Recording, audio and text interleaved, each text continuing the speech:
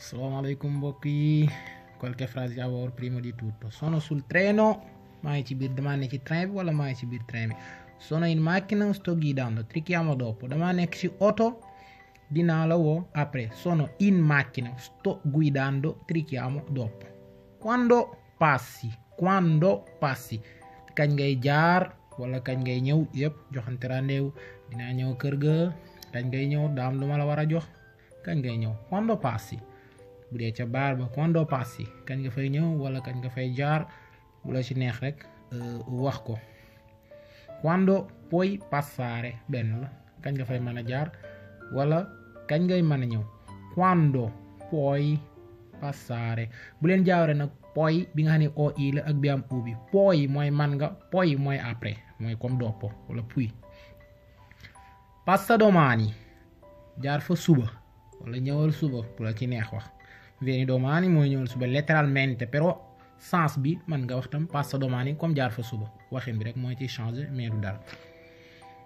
Se riesci boo ko manee comme se puoi rek, se puoi boo ko manee verbo potere, se riesci verbo riuscire soo ko manee su fekkee da nga ko man, su fekkee da nga mën réussir pour def loolu. Dove che ci vediamo, dove che ci vediamo fan la ñuy gisee, dove che ci vediamo fan la ñuy gisee. Cosa hai detto? Loo wax. Cosa hai detto?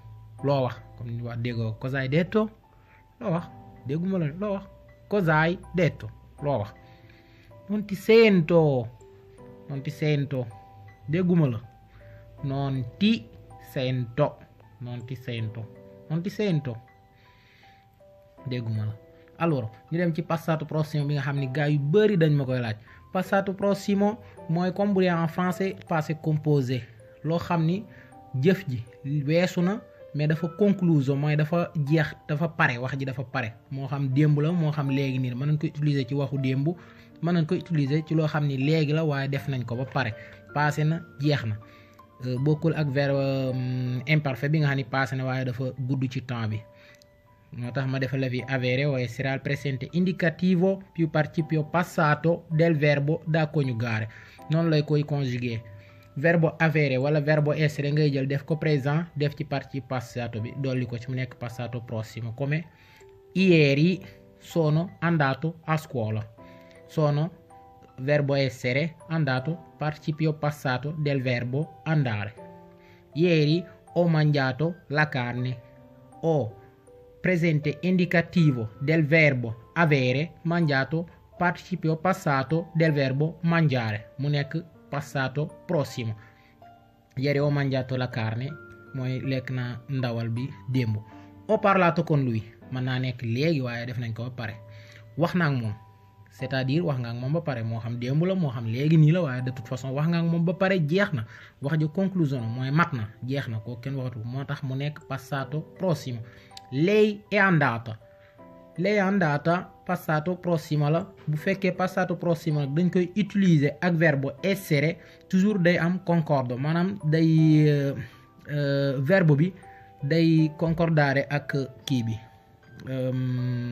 ak adjectif bi comme lei è andata lu tax mu nekk ta nekkul to parce que lei femminile la jigéen la bu doon lui è andato lay doon.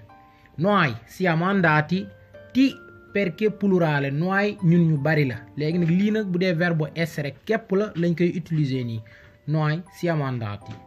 Passato prossimo del verbo essere ma indil leen lépp gën leen cee indil kon ay leeral.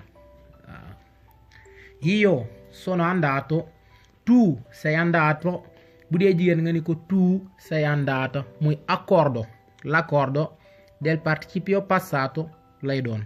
Participe passato bi stato bi bu dee jigéen ta lay doon. Lui è stato, lei è stata, noi siamo stati, voi siete stati, loro sono stati bu dee jigéen sono state moo xam esse la wala essi bu dee essi góor ñu bari moo tax may utiliser loro parce que moom la ëpp lu ñuy utiliser essi ak esse bariwul actuellement lu ñu koy utiliser bu dul ci comme ngay lire livre wala journal wala yu demee noonu écriture yi mais nag mooy vrai italien bi nag vrai grammaire bi moom loolu la même fii lui bu dee sujet la nekk ci tàmbalima wax bi nga xam ni moom moo jëf wax ji nekkul complément elli lay doon bu dee lei bi ella lay doon mais lii moo ëpp lu ñuy utiliser bu dee lingua parlata ci mbedd mi moo tax man ma leen koy indil nii mu gën a semplice voilà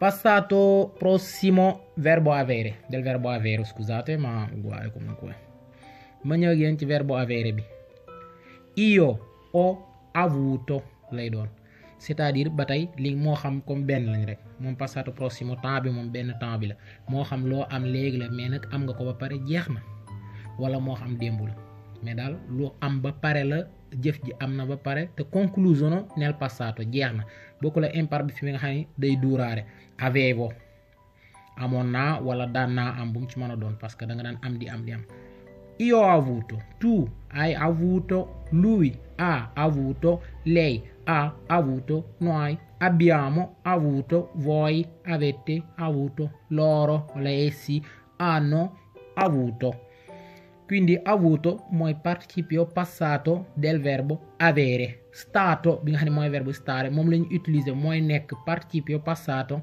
del verbo essere ci tempo composto yépp temps composé yi nga xam ne ñaari verbe ñoo koy def moo tax comme yooyu noonu dana bari da ngeen ci agsi yépp seen participio passato nii lay demee bu dee avere wala essere Facebook italiano wolof ngeen iscrivi